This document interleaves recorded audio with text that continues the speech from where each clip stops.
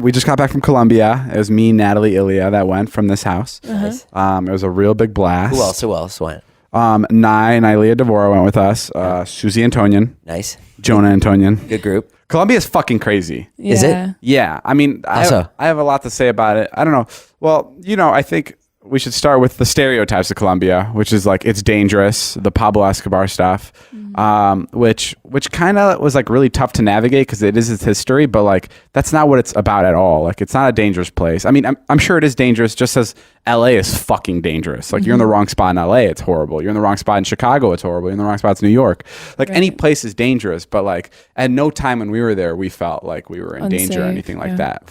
And then we also went to the Pablo Escobar Museum, which like I'm super interested in learning about, but like I also don't want to like, people know enough about it. Like I think it's time to like shed different kind of light on Colombia because there's so much more to it. Especially out of every place we visited, I feel like its culture is like really interesting. It's a really artsy place, but it was great. We went to this place called Teatron. El Teatron. And it's really sick. You walk in and it's like this huge fucking like it's this huge dancing hall. It's like the Shrine Auditorium. It's like a full city block. Just it looks like a warehouse from the outside, but you walk in and it's you walk in and it's like just this big stage, maybe 2,000 seats of people watching, like probably like 1,000 people watching.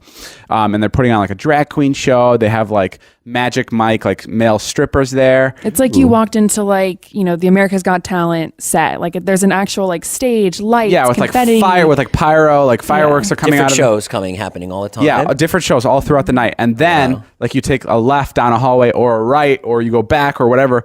There's 18 there's 18 clubs inside the one thing. No way. And that's like heaven for you. It was fucking heaven. How did you decide which club to go to? I went to all of them. and like Natalie and Ilya were sitting down and I just walked through all of them. I'm telling you, 18 different places, all different music, all different genres. Wow. So you'd go into one room as reggaeton, then you'd go into the next one as all hip hop, and like everyone has like a huge DJ. Do you have to pay to get into each club, or you pay once? You pay once. And you go wherever you want. And it's like, what, $5? It was literally like $3 a person to get in. And that was it. There was no bouncer, like when you go out in LA, it's like, who do you know here? Are you on the list? Like there was none of that. You pay $3, you get in, everyone's partying, everyone's having a good time. That's what's so amazing is like that like pretentious like attitude is gone there. Like we were talking to this guy named Pope, and he's J Balvin's like DJ. He was like J Balvin's guy. Like they travel everywhere together and do music together. And he was saying how like even from him, who's like a well-known person, will be like, LA's tough because you have to either know somebody or like you have to be somebody to get into a party or a club. And then even when you get there, you still have to pay like $4,000 for a table. Right. Like this isn't the case. Like this is like anybody can get into this place, which made it so amazing because everybody was there. I would assume there was like in total like 4,000 or 5,000 people in the building. At least, yeah. And it's like everyone's walking around. It's really interesting because every room is different music, but it doesn't drown itself out. Right. So you'll like walk into one and you'll get the experience, but you don't hear the other music. And then you walk out into the hallway, you go to the next, and there's bars set up everywhere you can buy drinks. And like people, instead of buying cups, they're buying the whole bottle. Yeah. Like people are just walking around with a whole tequila bottle because it's like $2 for a fucking tequila bottle. What? Yeah, it's an insane place.